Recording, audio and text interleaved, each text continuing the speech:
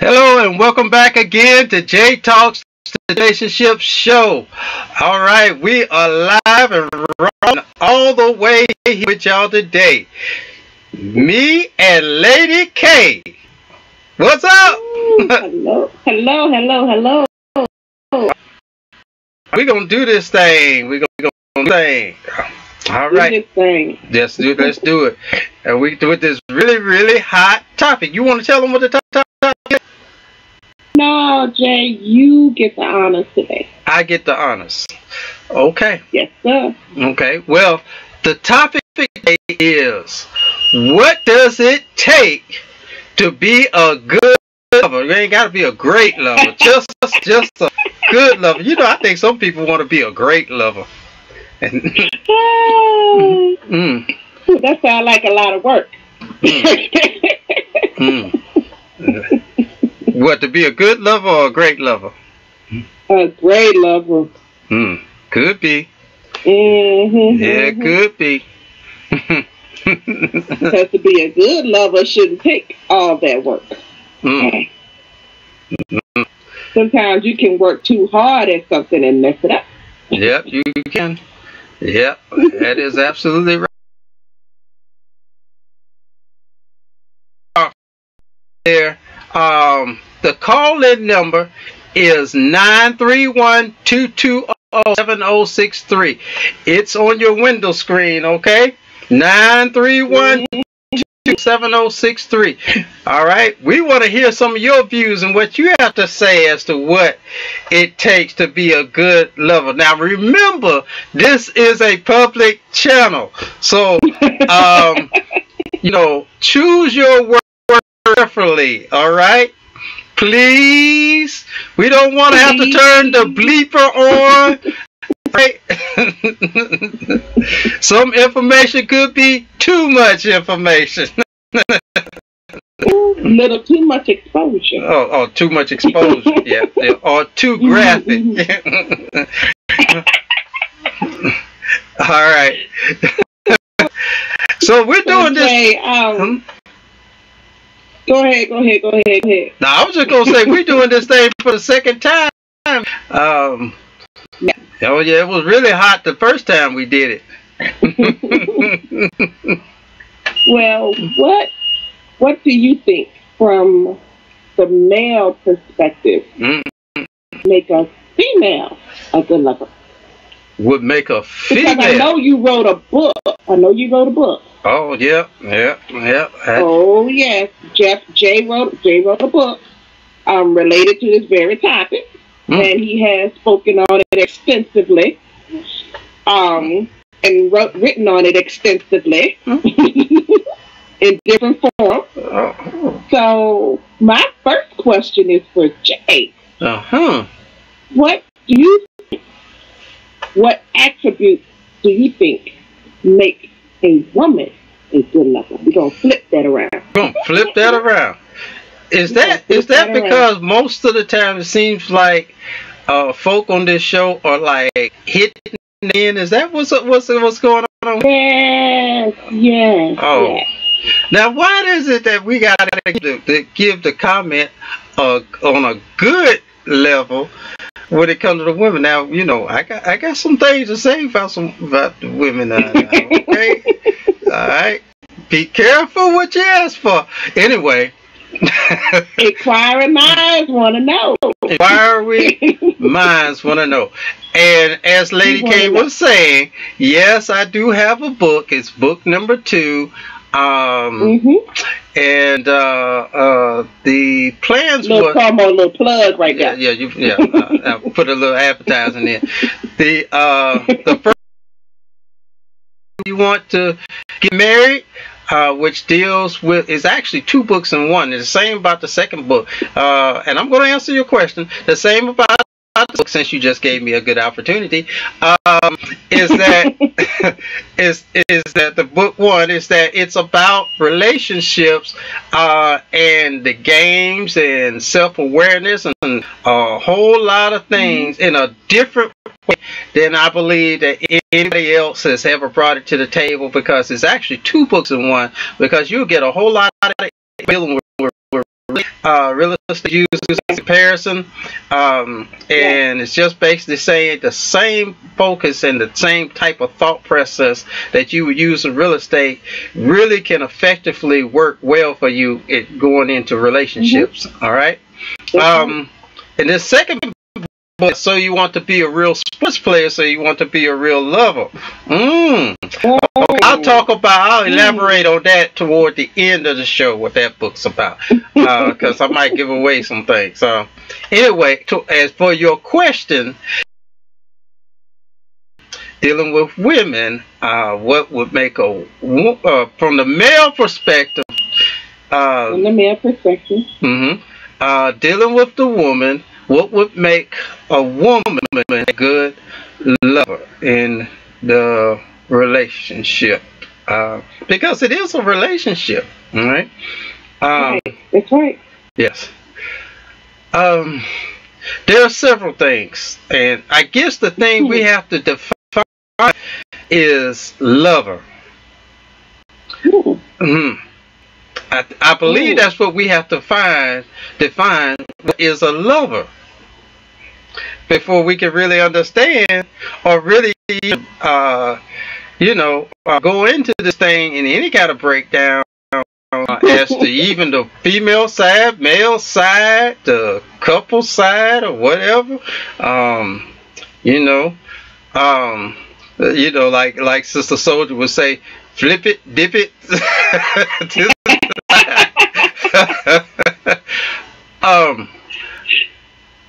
What is a lover? What is a lover?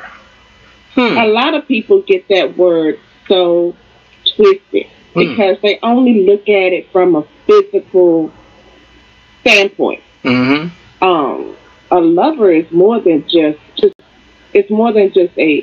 physical act, or someone that can perform a physical act. Yeah, it is. A lover should be, more than just physical. Someone that's into you mentally, someone that you connect with, interconnect with. I mean, it's just so much more than just the physical. And when they hear the word lover, immediately their mind goes to a physical relationship. The lover of your mind, the love not only of your body, but the love of your mind, the love of your intellect. Right. Things that are not tangible attributes are the things I feel as though make a good lover, because that's someone that is truly into you. Physically, we all change. We all go through changes. But when someone is really into you, they are into you more than on a physical level. And I believe those are some of the qualities that bring a permanence to a relationship. They're into your intellect, they're into your speech, they're into your very essence. Right. You have to get there, I believe, to be a good mother, because more than just a physical thing. You want more than just a physical connection with the person. And once you experience that outside of just a physical relationship, you will want that. You will accept nothing less than that relationship. That's my definition of what a lover is. All right. Sounds like you really on right there, because I truly agree with that, because if a person only can relate the word or attach the word lover to the physical act or the physical aspects of relationship or physical entertainment part of the relationship, entertainment. Entertainment. That was good. I like that. It's kind of like a sports event. So yeah, the physical, like I said, aspects of the relationship. If time you can attach that word to lover, to that person, that's my lover, because of the physical, sports, entertainment, activities.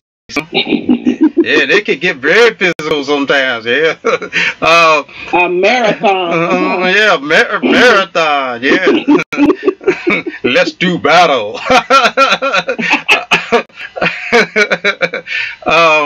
Anyway, but that's terrible. Then and there's not any other connection like how you were describing it. Then perhaps what we might have then is what we just did the show on, a maintenance man or a maintenance woman. You right about that. Keeping up maintenance. So if I truly agree with you. If it's only time you can attach the word love, then what you really might just have, you might want to, kind of like check yourself and check them. That might be all you might have, is just a maintenance man or a maintenance woman. A maintenance man. Yeah. That you just call it lover. Your partner has been mislabeled. Yeah, mislabeled. Yeah.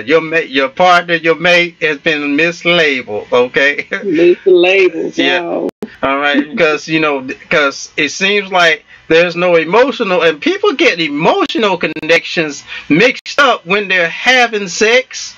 Boy, do they get! I haven't got off your question. We're gonna get there. Get back there. They get emotion. They get emotions. Some connections mixed up with their physical, and because they get them mixed up, then they try to tie the physical connection to the emotional and try to fit that lover aspect, and they and really, if it's great sex, I mean, really call it like it is, but sex never really justifies or signifies or factually states that a person really loves you. Okay? Mm-hmm. All right? Because what just came to my mind was about when you said physical sex. Mm-hmm. That triggers a chemical reaction, right, in our body. Mm-hmm. We get that rush of what they call, I believe it's called dopamine. Yep. Is that right? That's right. And took me way back to high school chemistry, but okay, I'm rolling with it. Mm-hmm. So you get that chemical reaction in your body, and that affects it's like a drug, because it's the same chemical reaction you get, when you're taking narcotics or drinking alcohol. That dopamine is released. Right. And I don't ever want to be drugged on somebody. I want something outside of that. If you are in a long-term relationship, there's going to come times and periods of time where the physical part of your relationship may be non-existent, either for a medical reason or just because, women go through hormonal changes, men go through hormonal changes, and the physical aspect of the relationship may no longer be there. But you see people who have been married for 30, 50 years that still hold each other's hands and they're still together. Their relationship was based on something more than just that physical, that dopamine rush. They had that real, they were into each other. Right. I think of any better way of saying it. If you're truly into somebody, that physical, yes, is quote unquote important, but it's not quote unquote right. If that makes sense. Yeah, it does make sense. Not because you're just on the show, but it does make sense.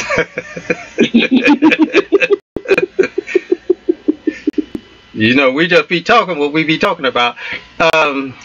But just taking all that collectively, and now I guess I'll go ahead and enter into answering the question that you first stated.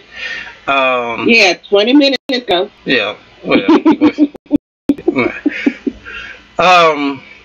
but yeah, with what would make the female in the male's view a good lover? Okay. Now y'all remember everything we said just prior to me getting ready to go into answering this question. Okay. All right. Now, now the woman physically, she might be like they say, bop shop, wop bop, bullock a bully. She might be bad and can turn the heat up in the bed. However,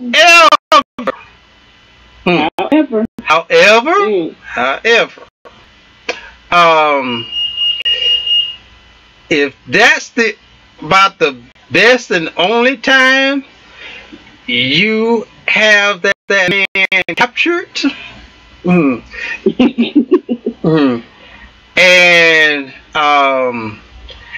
it's seemingly outside the bed, at maybe something with your character almost has him where he doesn't much less want to be much around you. You might want to check on that, because not being as much of a good lover as you might think. Okay? Remember I said recap on a lot of stuff we just said. Okay? Prior to answering that. So, what would make a woman a good lover? The same woman who can whoop it up in the bedroom as well as outside the bedroom. If you give that man attention and keep him feeling like he's in cloud nine, what's that? Cloud nine, and go back to the old temptation. Yeah. Then apparently that woman got it really going on as a good love. She ain't even got to get in the bedroom to get the man all hyped up. Well, these days, they not everybody make it to the bedroom someday. That's a shame. And a disgrace. You know how that song, we done did it in the kitchen, we done did it on I wouldn't want to eat off that table.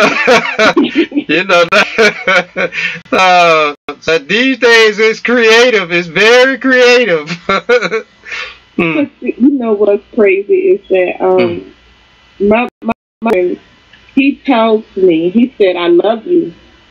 He said, but more importantly, I like you. I like you. And I was like, wow. That was like here to me. Because you can love somebody, but do you really like them? Do you like being in their presence? And people don't understand that you can love somebody but dislike them. It's complicated, true, and it's real, and it happens. But he tells me, he said, I love you. He said, but more importantly, he said, I like you. And that's a sign that he's into more than just a physical aspect of our relationship. He's into me. He's into my intellect. He's into my conversation. He's into what makes me me. And he gets it. A lot of times we as women, and I'm speaking to women, we don't listen to the men in our life. We don't listen. Honestly, we hear what we want to hear. Hearing and listening are two different things. I hear you fine. Listening means that not only did you hear, but you took that internally and analyzed that thing. And you understand it. You grasp the understanding of it. That's listening. A lot of times, women, we just hear men. We don't listen. And he's telling you, like Jay always says, they give you signs. Mm-hmm. They're giving you signs. We don't listen. We hear it. We hear it. Being a good lover is more than just in the bedroom. It's way more than the bedroom. Any Joe Blow can do that with a little practice. Any Joe Blow can do that. A little practice. A little practice. Okay? You should want something more than that. More than that. Your partner. Because, like I said, things happen. And physically, you may not be able, he may not be able. Will that person still be there? And if they are a true lover, they will be there, and you will still feel just as complete without that physical aspect of your relationship. Mm-hmm. Yeah. What do you think about that, Jay? Oh, I really agree with that too.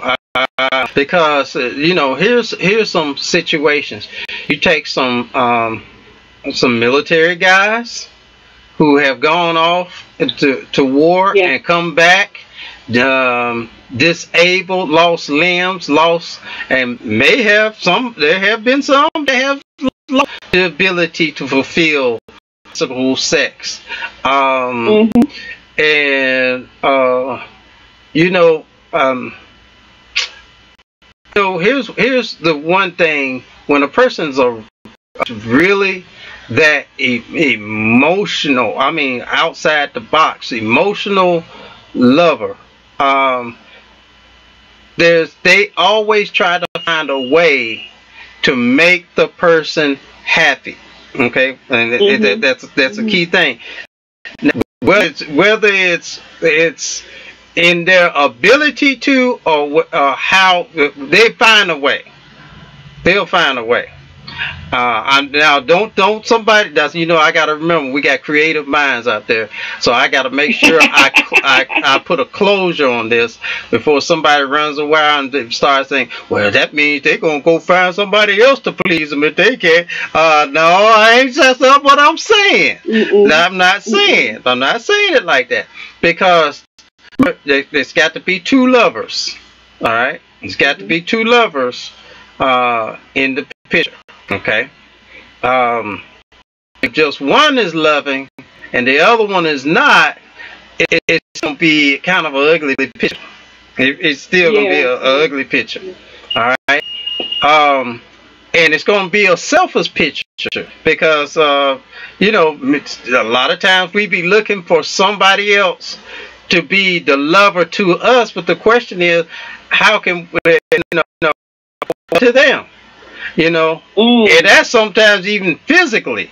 And I have to say this, men, I gotta say this. I really do have to say this on the physical part now, because statistics. You could go on any website. You could go in magazines. You could go to the news report. You could just go to your local beauty parlor. Okay, you get loaded up in the beauty parlor. I tell you that, but you will. Oh yes, you will. Just go in the beauty parlor and just question.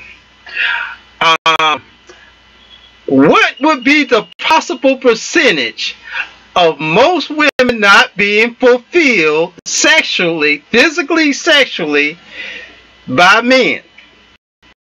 And you will get a high number. Okay. All right. I'm just saying.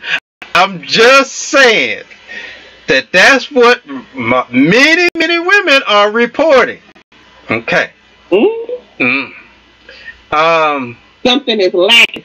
Okay. Now, when I was getting to that point about the selfish lover, thing, but I'm on the physical part right now. And when I'm going to get back to that to that military soldier, he lost everything, blah blah blah. Now I'm trying to make a point before it so I can close that one. So what that's really showing men, and I hope whatever men, if it's you and you're listening to this show, that we work collectively to try to change the view in what statistics of what women are reporting on our society, men, that we can change this view. What's been found now, we know that in my book I talk about 3 different types of men that give the same effect of unsatisfaction to right? Am I okay to talk about this? Oh. You mean dissatisfaction? Yeah, well, dissatisfaction, you know. Okay, here we go. All right. You know, I'm coming out my own dictionary book in 2016. Yeah, 2016. Better than Webster's. Yeah. Yeah. It's called the J Book Dictionary. Professionalism in quotes. Well, they got the Urban Dictionary. They got the Slang Dictionary. I mean, I have a J Book Dictionary. Anyway, there's three types of men. 3 types. That leave 3 types of men. Pay attention, ladies. Right. That leave the same dissatisfaction. Okay. Okay.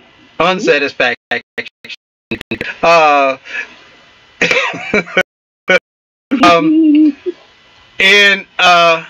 For women. All right. The first category of men. All right. Remember, they leave the same dissatisfaction. All right. First group of men are the ones who have some type of incompetency. Okay. All right. Some type of incompetency.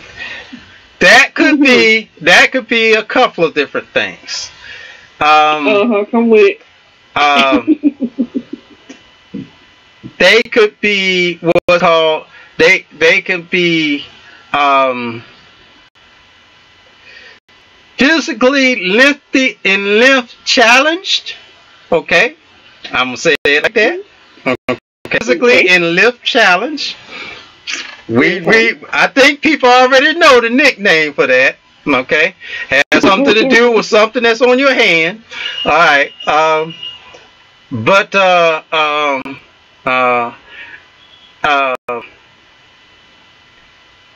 Somewhere close to your first finger, I think that's what they use. And they could be also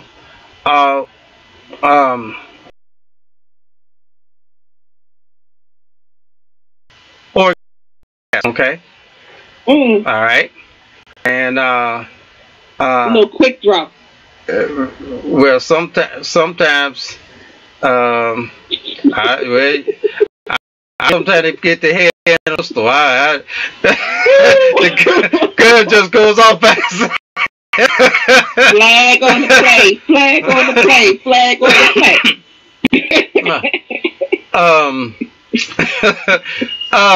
We're gonna throw that flag on that play. Yeah, we're gonna throw the flag on that one. Okay. I'll just say immediate. Okay. Immediate and unfortunate. Okay. Unfortunate is right. Okay. We'll get you talked about real quick. Yes. That's the first class. The first class. All right. What that first class winds up doing is that because of their challenging length, meaning like very short, challenging length. Pinky square. Some people say thumbnail, but anyway. Anyway, I'm glad Sister Soldier's not on this show. I can imagine. She would have definitely descriptions for us today. But because of that, it leaves the woman not getting the stimulation that she is, when going into it, that she is looking forward to, which is still expectation, looking forward to. So she cannot get the stimulation, so therefore she can't get the satisfaction. Okay? All right? Then there's the second group. Okay?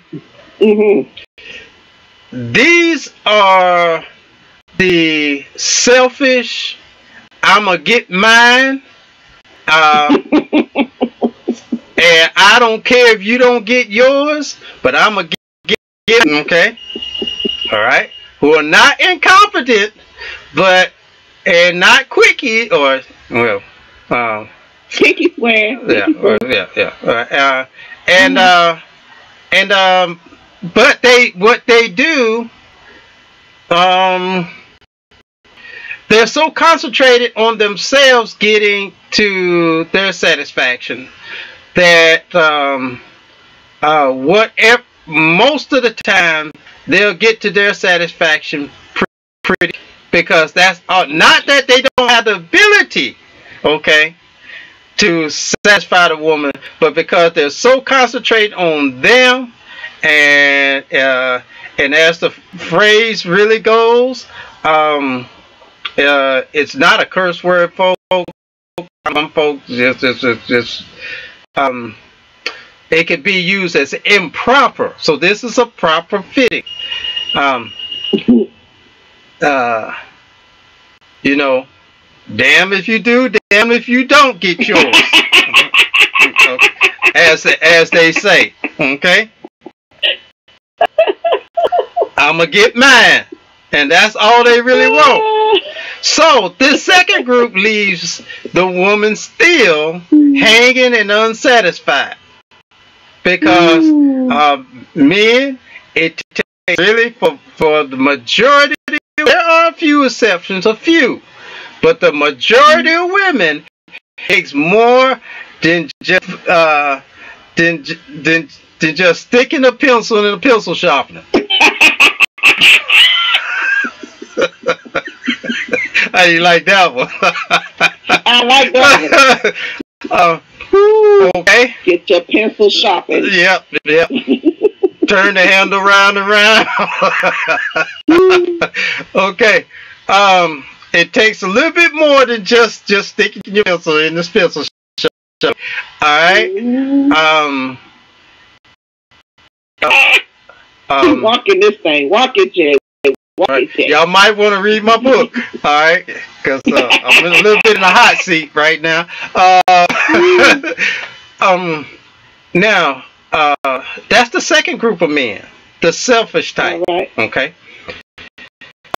Third type is the man who might have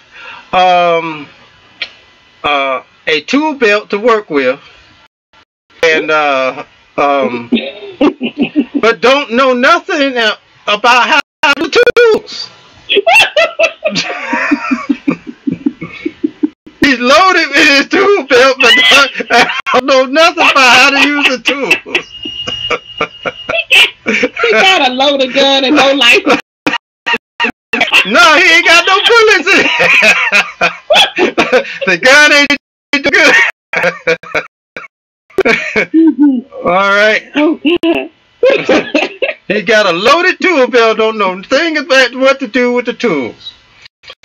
And that has been the report on the statistics that many women have said leaves them in the state of unsatisfied or dissatisfied. See, I bet that third group is a very, very high percentage. And I bet you that third group got gentlemen in it think they got it much going on. What that third group? And lady, go ahead. Oh goodness. And lady, what? Sometimes you just got to tell them the truth. Yeah. Leave it alone. Leave it alone. You gotta be real with them and say, "Hey, baby." Well, see, another problem with the third group is not only do they. You ever seen somebody? You ever seen somebody that get them a new let's say they get this new TV and it comes with this remote, this special, got all kinds of buttons all over it. All right, four or five little button remote. Now they got like about 40 buttons on the thing. All right, they know they don't know how to use it. Ain't got a clue. Ain't got a clue. And they don't want nobody who might help them try to learn how to use it. Don't want nobody to tell them. They, like you were saying, they think they got it on. They too prideful to let somebody tell them or help them. Now the woman wouldn't mind helping you because she wants you to be able to do what you need to do. Okay? but there are some, my stomach hurt. There are some folk in this third group that don't want no woman. What they supposed to be able to do with their tool belt that they've been living with for some 20, 30, 40, 50 years and still don't know how to use the tool belt. Women need, but you know what worries about that is I'm sure some lied to them way back in the beginning to even give them the idea, the concept that they was working with a loaded gun and they was firing that bad boy. You know, you just got to be honest and let them know. But though, honestly, if women are going through this, Jay, you say it all the time. It's all about communication. You know, it's all about communication. You gotta let them know. That's not it.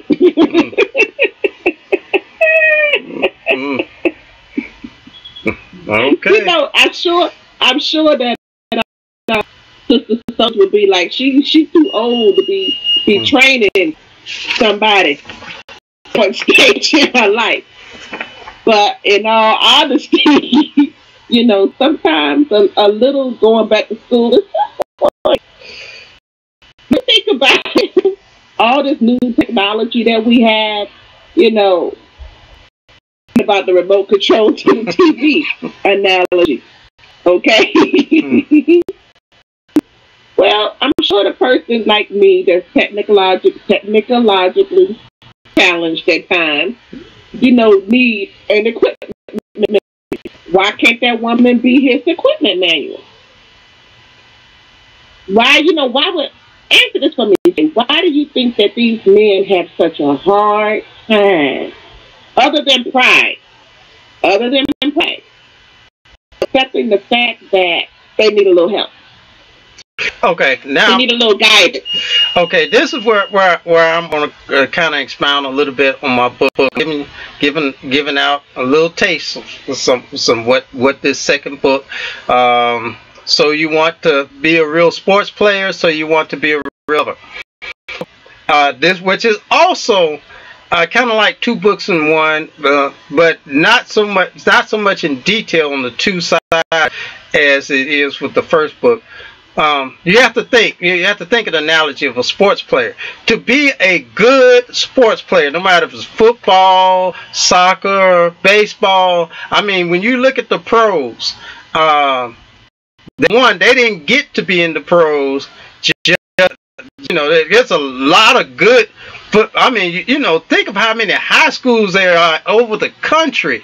There are thousands, probably I would say almost a million, football players in all these high schools, and a whole lot of them are good. Not everybody gets the cut to the pros. Okay. All right. Not everybody gets the cut to the pros. So what I'm saying is, in being a good sports player, and I'm really kind of dealing with more professional, it take for them to be good at their game, to be good at their craft, to be good at what they do, is how I'm saying this.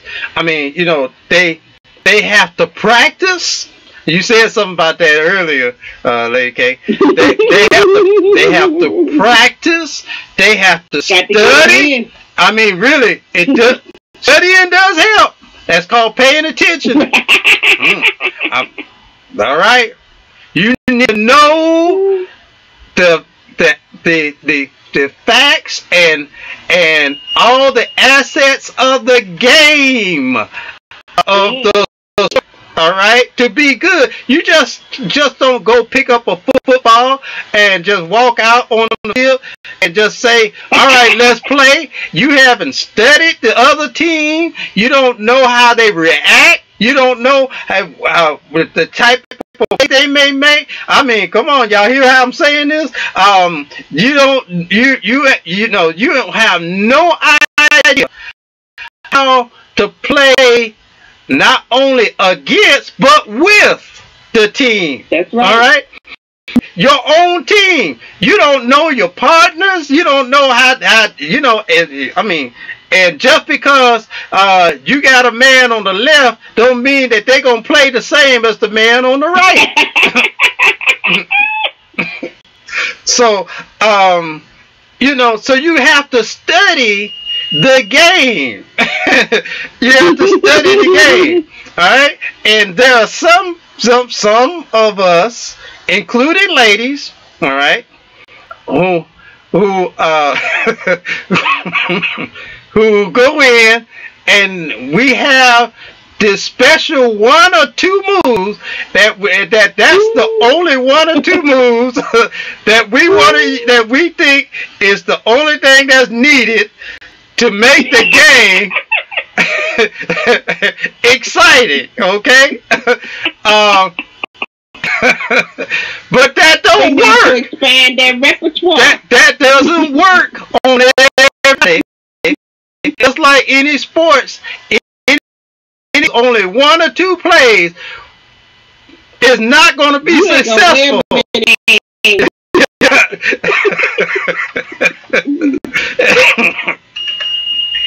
And so what? You might have won one or two, maybe three. But once you run up on somebody that will trump your card and it ain't working, what you gonna do? Because it's too late to go steady now. You already in the game.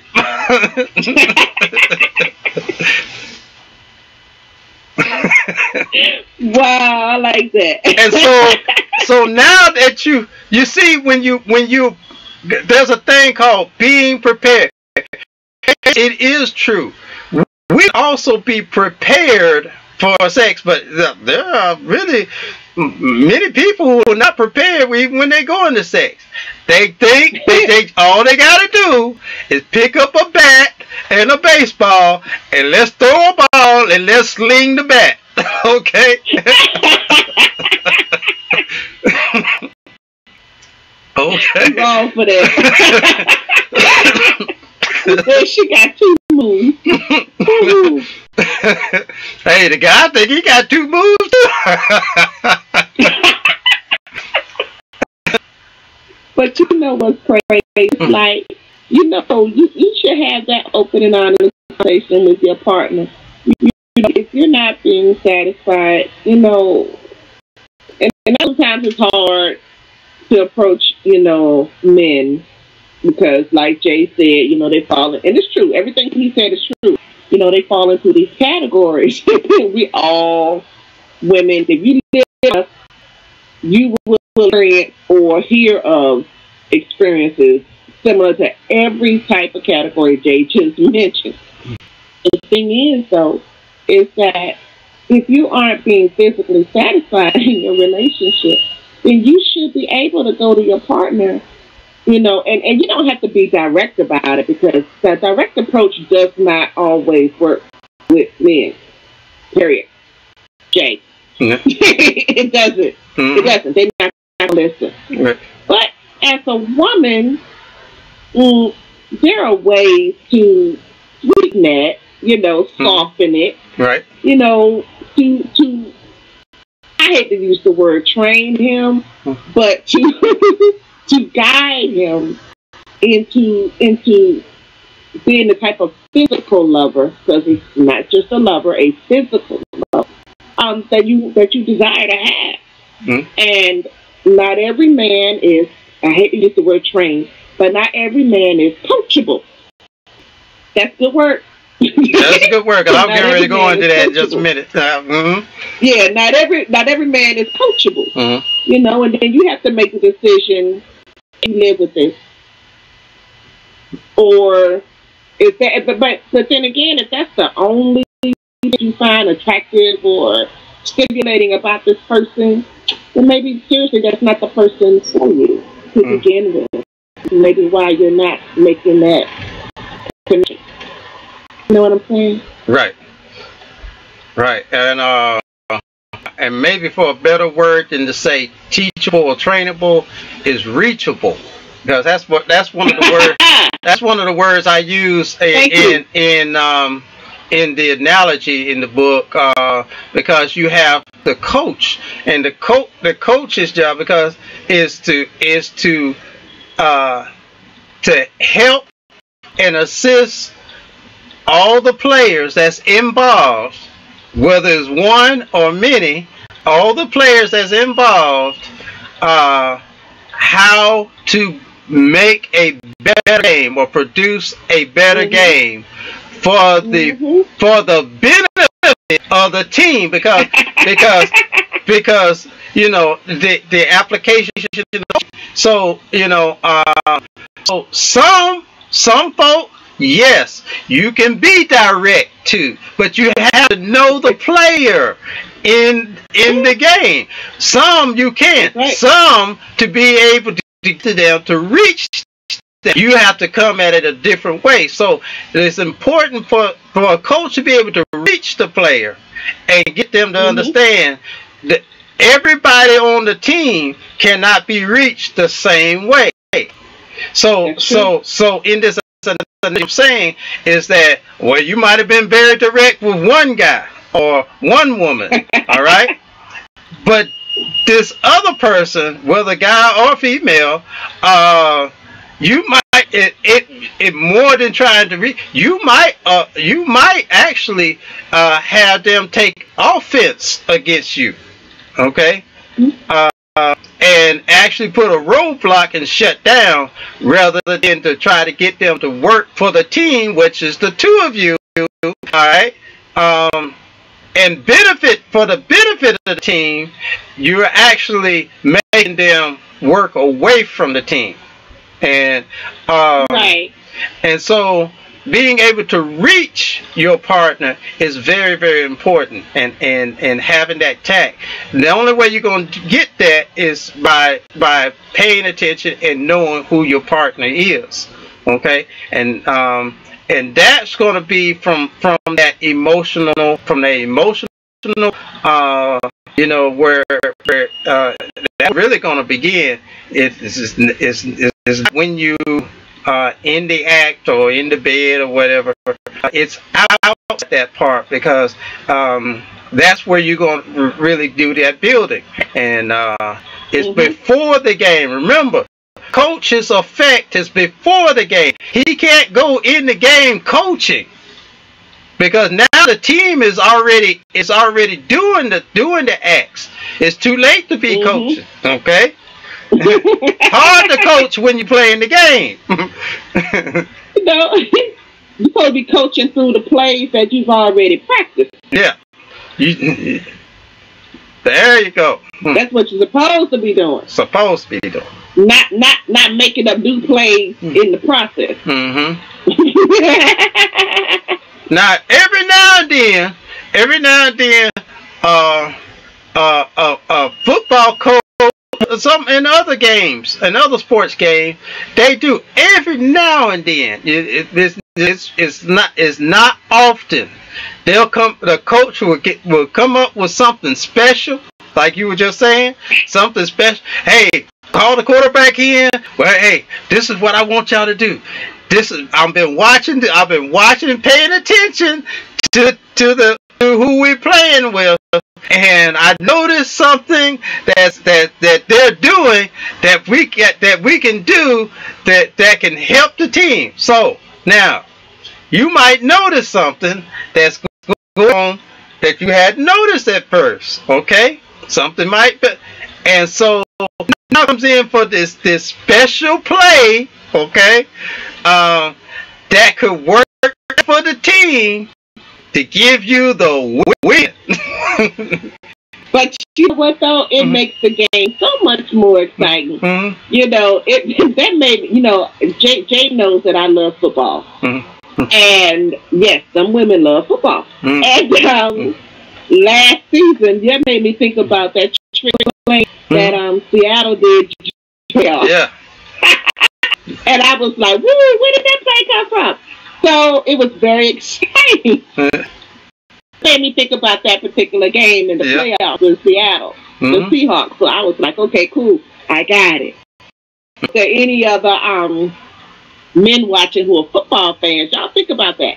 Because if you were watching that game, and most of us were watching that game, no matter what team you're rooting for, you're going to watch the playoffs. Period. You're going to watch the playoffs. Yep. So think about how exciting that was at the end of that game, because a lot of people jumped up in there and were like, you know, where did that come from? Yep. So yeah, I totally get it. Totally get it. And your woman will totally get it. Yeah. She'll be like, ooh, I like that. And that is vice versa. The man be like, ooh, where you get that from? Do that again.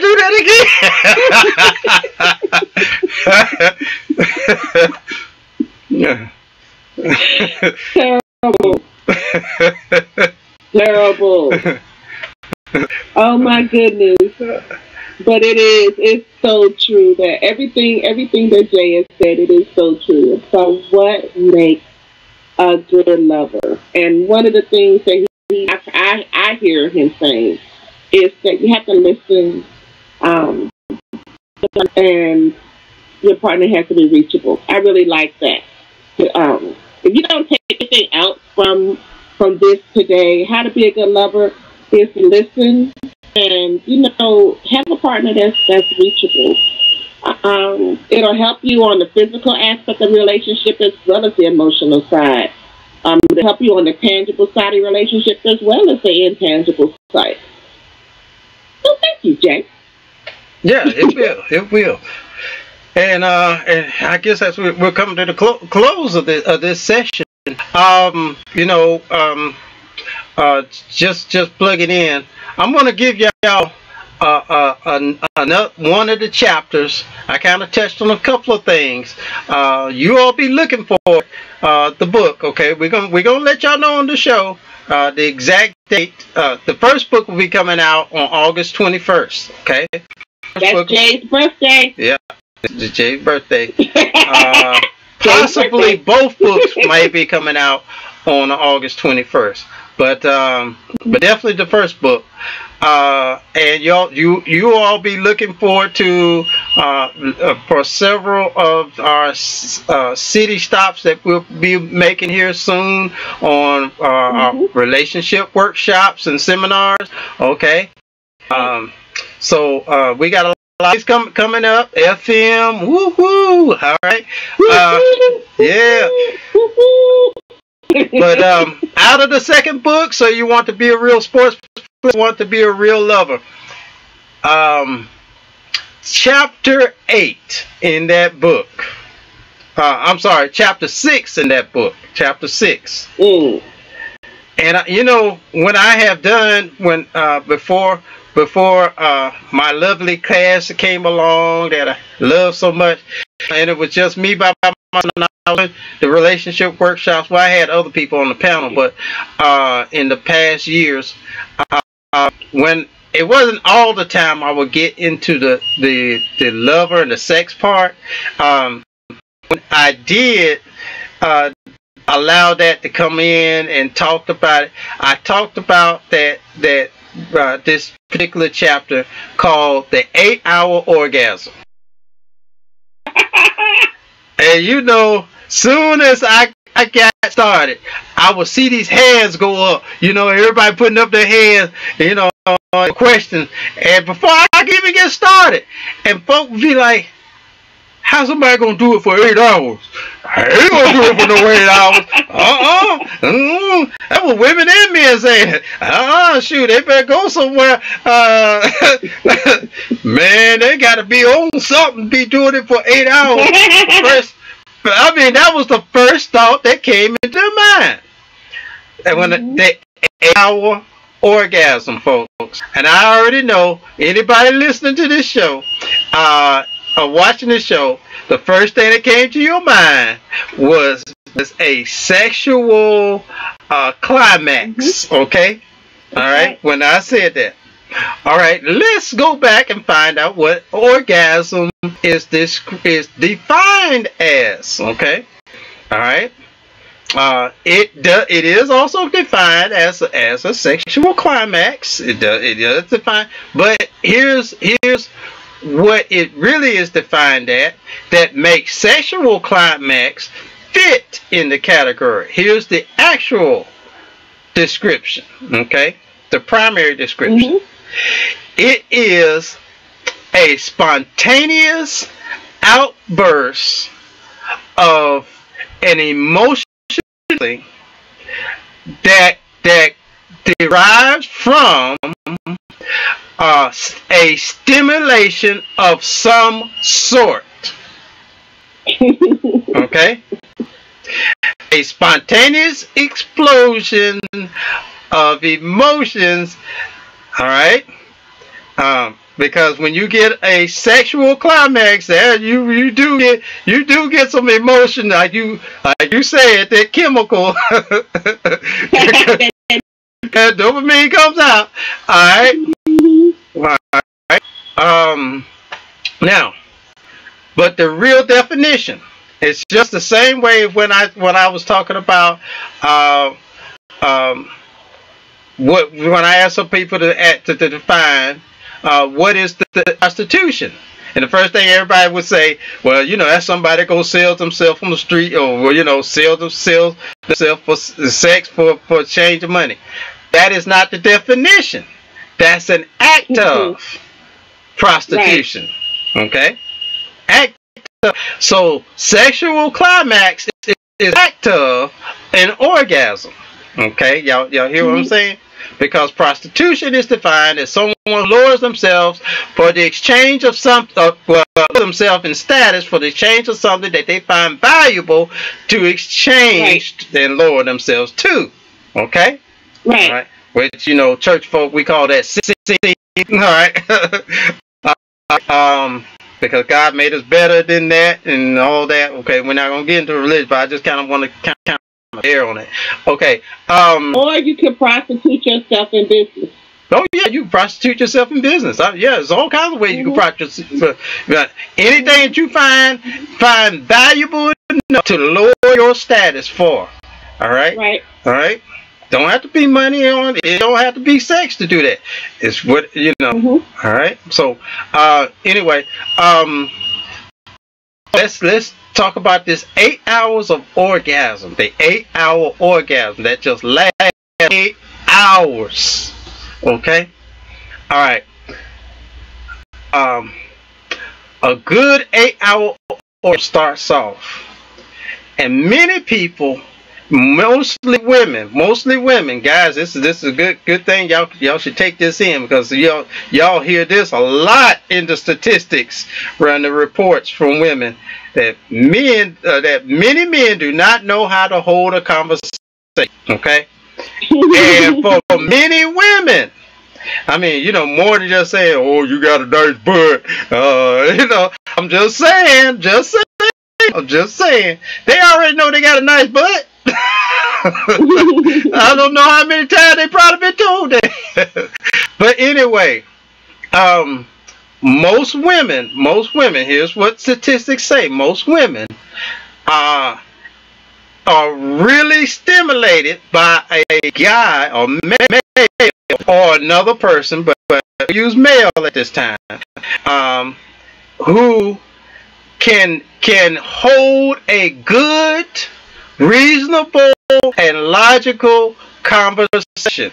Besides talking about their breasts and their body and what they can do to them and all that, I'm just saying now, just saying from what I've studied and collected, but you know what? Men are stimulated. Women tend to give men that, but men tend to not give women that. And I'm just sharing that women, because they are more emotional beings, that because the stimulation, there have been some women, and it has been reported, there have been some women who hasn't even reported this, but we know they out there. But there have been some women who have been so well, or to the height from a great or good conversation. You know how they say they wet themselves. You know what we mean by that, all right? All right, okay. They have been stimulated to the point, all right, that there was an explosion in their mind, and they had a spontaneous outburst, okay, all right, from the emotion of emotions, okay. Y'all hear what I'm saying, right? Okay, all right. So good conversation can produce orgasm, okay, or that type of orgasm. Then you move on from conversation to touch. Touch also, a good touching stimulates the mind. It does. Good touching can stimulate. Boy, folk can go get massages, and they won't say nothing, but boy, they'll just be so turned on.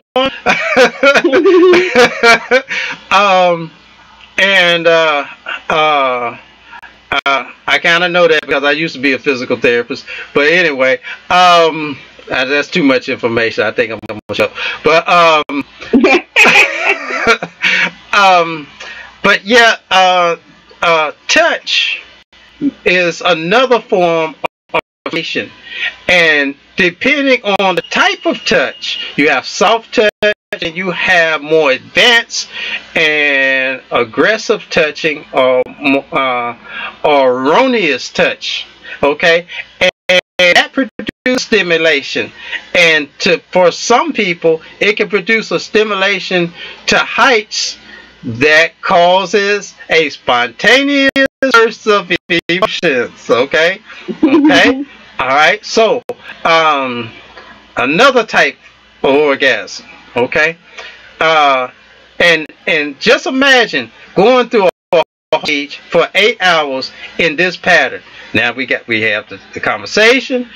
We've now moved to touch. Now we've gone to to kissing and what's called soft, okay, soft and tender caressing, okay, all that goes together. Soft kissing, hard kissing, caressing, all that goes together. That is more advanced than just touching, okay, than just plain touching, because you know you could be touching somebody on the arm, you know, the touching part, just leg, that's a, you know, but now you're going and folks getting to breathing heavy, and they, anyway. All right. That has now elevated the stimulation to another level. Okay. And for some folk, not everybody, but some folk, could create another type of orgasm. Okay. Now you move from that, from the kissing and the touching, and now you are what's called soft core. Okay, soft core engagement. You're not actually entering into intercourse. Some people have a debate. There's a debate, and it has to be clarified as to whether it's considered soft core or hardcore. But it's not intercourse, of course. So, that it's been many debates. That's why Bill Clinton did not have sexual relations with their woman. Yeah, he didn't say intercourse. He used the word intercourse, which we later came to find out it was oral sex. So, there's this big debate as to, where does that really fit? In my view, I put it with soft core. That's where I put it. It can produce the same effect as intercourse. It can, as far as that type of orgasm.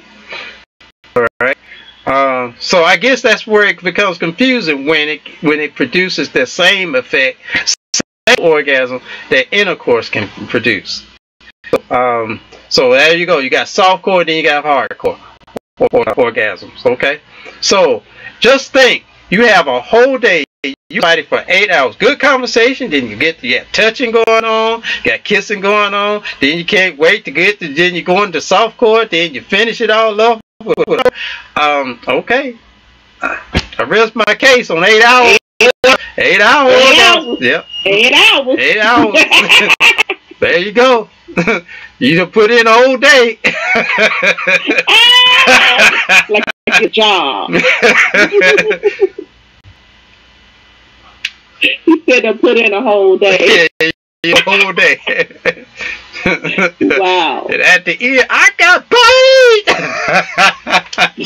Wrong for that. So I'm just gave y'all a little bit of the book. That's what the 6th chapter, but it's a little bit more detailed than what I just put out there. Okay. Yeah, he can put that on the air. Yeah. Mm-hmm. All right. Did I keep it innocent? Yes, you did. You kept it very G-rated. Yes, you did. G-rated? Okay. It was rated. G-rated. Not even PG. It was G-rated. G-rated. My mom might watch this show then. All right.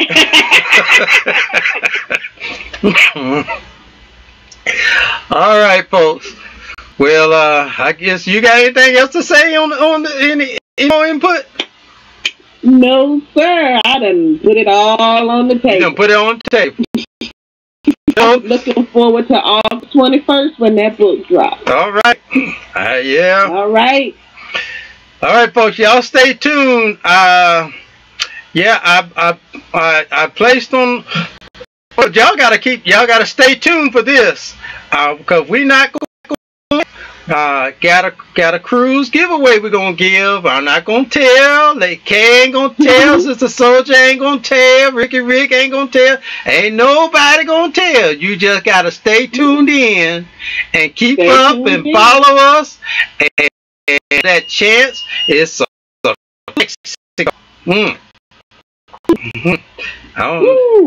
I just might go. I might put in for an assumed name. I might have to take that trip.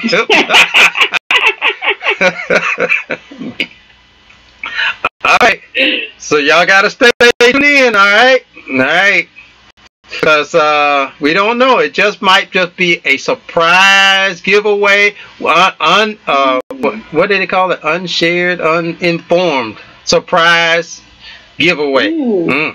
It'll just pop up. We just get up on the show and say, oh, today we're giving away. No advertisement. That's right. Just got to stay tuned in. Stay tuned in. That's right. All right. Well, I guess we're getting ready to get out of here. All right. Well, Lady K in DC, sure been nice having you tonight. Woo-hoo. It's been real. All right. Well, folk. Always real talk. All right. Well, we're out of here. We out here.